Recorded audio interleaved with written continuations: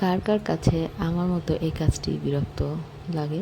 অর্থাৎ বিরক্তিকর কাজ বলতে পৃথিবীতে এই একটা আর একটা আছে, অবশ্য সেটা হচ্ছে তালা দেওয়া। তো এখানে মাছ আজকে আসলে আমাদের ফিশ ডে বলা যায়, কারণ প্রচুর মাছ নিয়ে আসছে।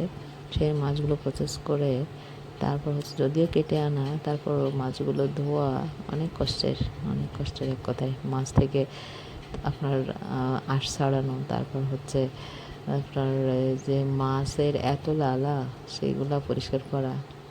তো আপনি যদি মাছের লালা ঠিক মতো ছাড়াইতে চান, তাহলে সামান্য পরিমাণ লবণ দিয়ে আপনি ভালো করে একদম সুন্দরভাবে মেখে নিতে হবে।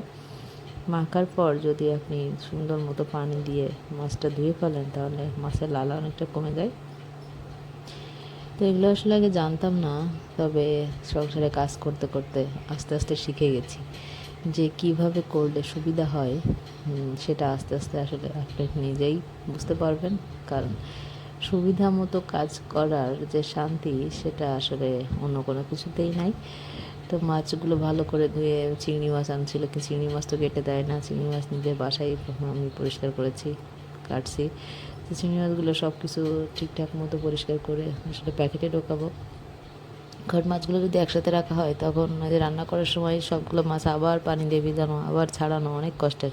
সেজন্য আসলে এই প্যাকেটগুলাই অল্প অল্প করে মাছ রাখি, যাতে একটা প্যাকেট বের করলে পরবর্তীতে সেই মাছগুলো সবই আমরা রান্না করে ফেলি, ওইগুলো আর ফ্রিজে ঢোকাই না।